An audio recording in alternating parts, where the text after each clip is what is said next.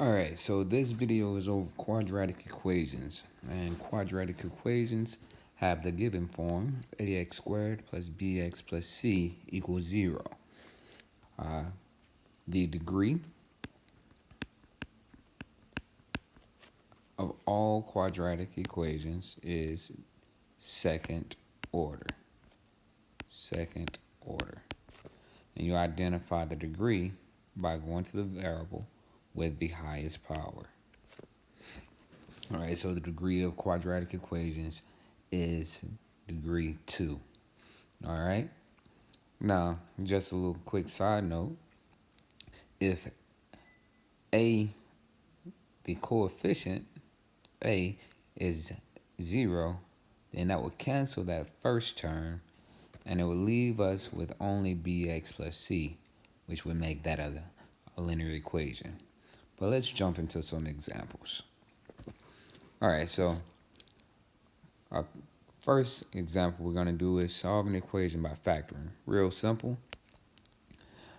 Both of those terms have an x in common.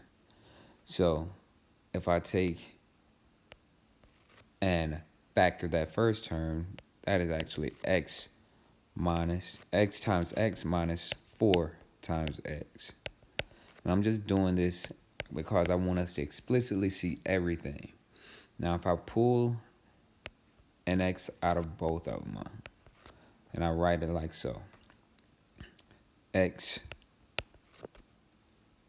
pulled the x out of both and wrote what was remaining equals 0.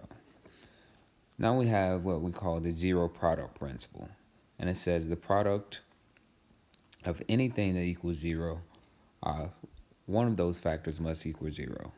So here we have either x equals 0 or x minus 4 equals 0. Or they both could equal 0.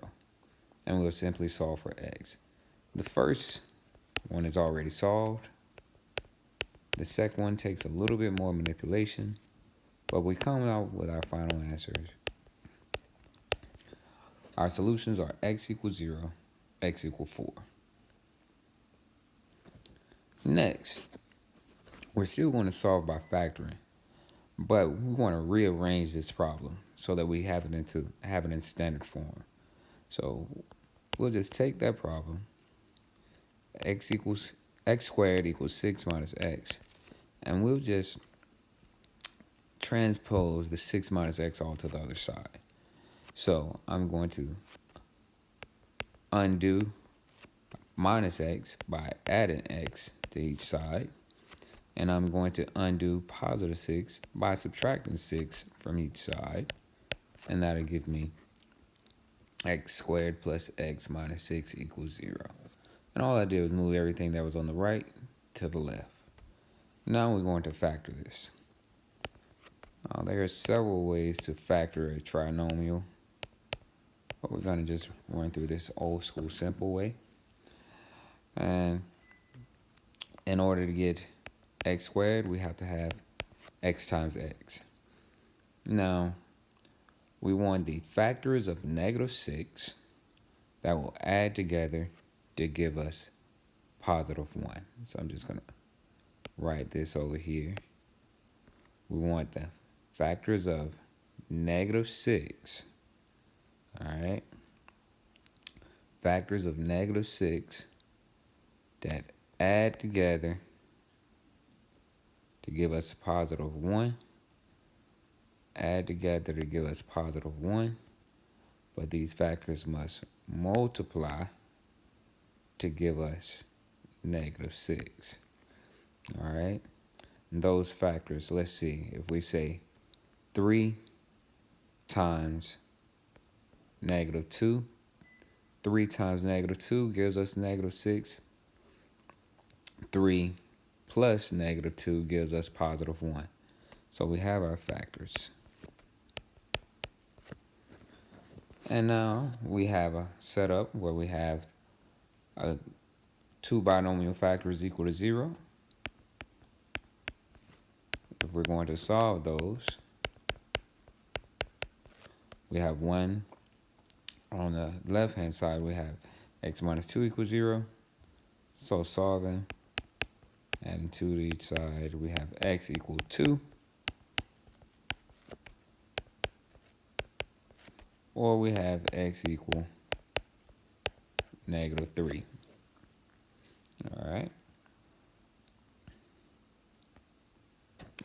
Then we have the square root method. Square root method is a pretty straightforward method. All it says is if x squared is equal to some non-negative value, then the potential solutions are the square root of the positive and negative, or square root of that non-negative value. So if we're solving this, we have x squared equal p. To undo a square power, we take the square root of it, and by the square root method, all we're doing is writing out that definition that's up above in the box. X equal plus or minus the square root of that value. All right. Let's jump into an example. It wants us to solve the equation. And real quick, let's go back.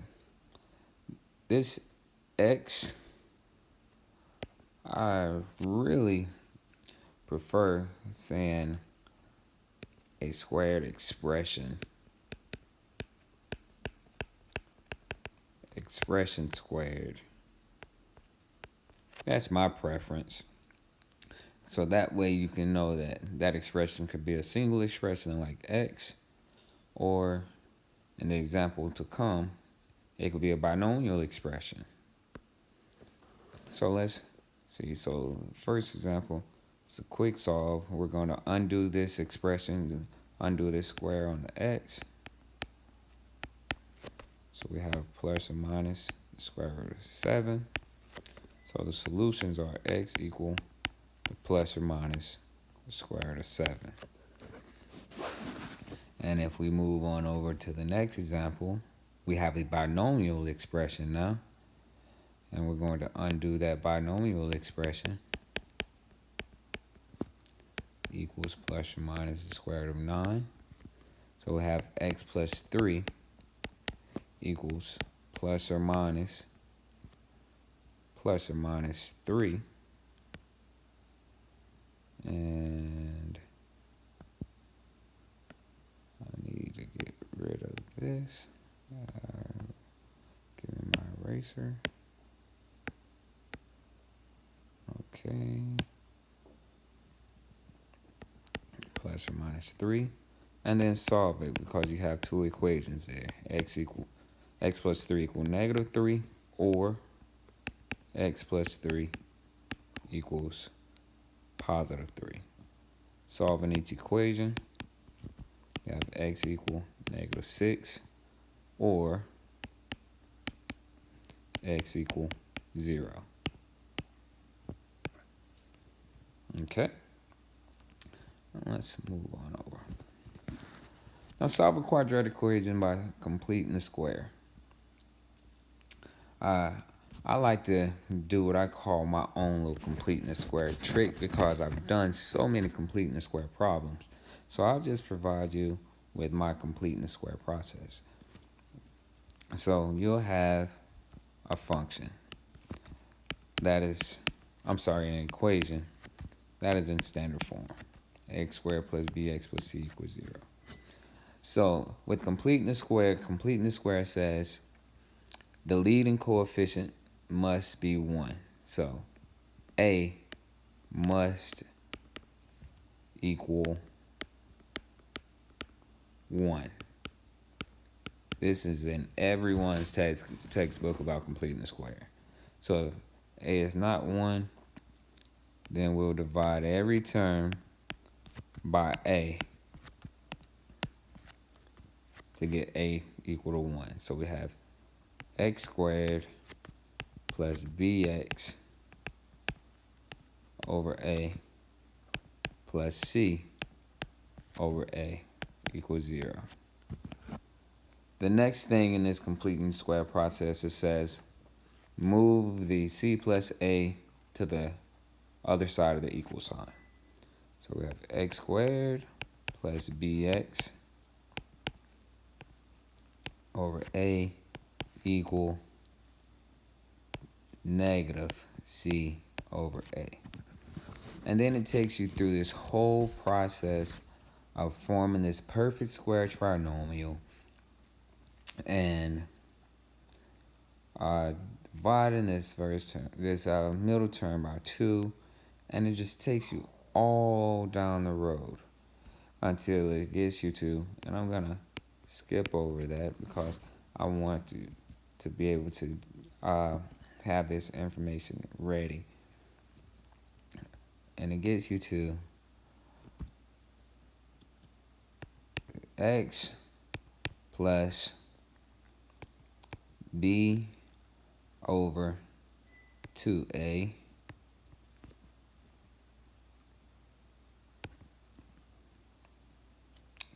squared equals negative c over a plus b over 2a squared.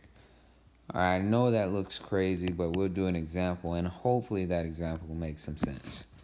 All right, so see this example, it's a equal to 1. When you look, you identify a is a value of 2, so it's not equal to 1. So every term must be divided by the value of a so that the new a becomes 1. So that gives us x squared plus 3x minus 5 over 2 equals 0. All right, we'll do the next step in the completing the square process of moving the c to the other side of your equal sign. And then we're going to use Drummer's shortcut. Drummer's shortcut says open you some parentheses. You open a large set of parentheses. Write out what you have on the right-hand side of your equal sign. Open you a small set of parentheses. And square each of those parentheses. Now in this first parenthesis, you take whatever your variable is. That variable is x. The symbol that follows it was an addition symbol. The number that followed it divided by 2. That number, which is 3 over 2, you put that number also in your small set of parentheses. After doing so, you have x plus 3 over 2 squared equals 5 over 2 plus 9/4. X plus 3 over 2 squared is equal to 19/4. And you will simply solve the remainder of the problem using the square root method. And with that, we have the square root of x squared, x plus 3 over 2 squared equals plus or minus square root of 19 over 4. That gives us x plus 3 over 2 equals plus or minus the square root of 19 over the square root of 4, which is just 2. And our final answer will obtain when we subtract the 3 halves from each side. Not too shabby. So we have x equal negative 3 over 2 plus or minus square root 19 over 2. This will take a little practice, but hey, you could do it. One of the most common ways to solve quadratic equations is by using the quadratic formula. And some people make some pretty catchy videos to memorize the quadratic formula. Feel free to search YouTube and check it out. All right, even your professor. Mine is kind of corny though. But the quadratic formula is x equals the opposite of b plus or minus the square root of b squared minus 4ac all over 2a. Just to give you a few tunes.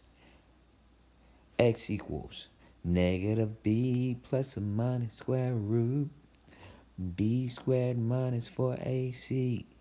We're just gonna put it all over 2a. All right, I'm gonna leave that right there. All right. All right. Important things about the quadratic formula is the discriminant. The discriminant is the portion that's up under your radical, up under the square root. If the discriminant is positive, then you have two real solutions. If your discriminant equals 0, now this thing says one repeated real solution, but we're going to just write 0 implies one real solution. And if your discriminant is negative, then you have no real solution. All right, let's move on over. Use the quadratic formula to find the real solutions if they exist. Make it a practice until you get that quadratic formula in your head to go ahead and write that guy out.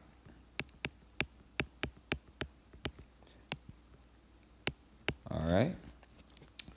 Now, before I do anything after writing my quadratic formula, I'm just going to use the discriminant to see if I have any solutions.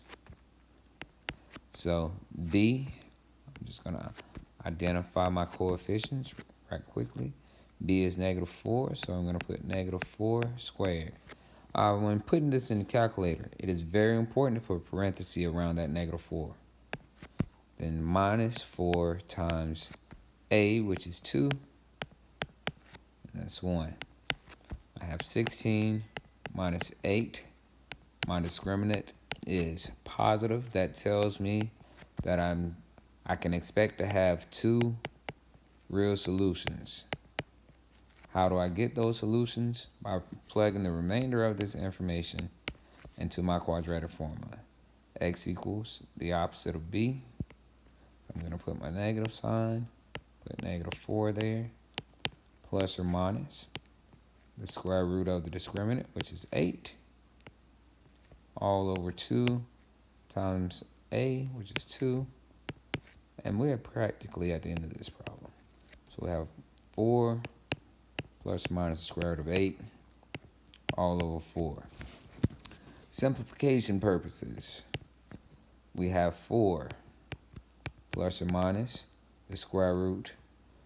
8 has a perfect square in it, and it is 4, and it happens 2 times, all over 4, which leaves us finally at 4 plus or minus 2 square root 2, all over 4. Simplified answer is 2 plus or minus square root of 2 all over 2. All right, and that's pretty much the quadratic formula in a nutshell. I recommend running the discriminant first. After you run the discriminant, see what type of how many solutions you'll have. If you don't have any solutions, you can end it right there and say no real solution. If you have one solution, make sure if your discriminant is positive, you're going to have 2 real solutions. If discriminant equals 0, you can expect to have 1 real solution. And if it's negative, no real solution. All right, try those examples. And that last example, we'll refer to that one in a face-to-face. All right.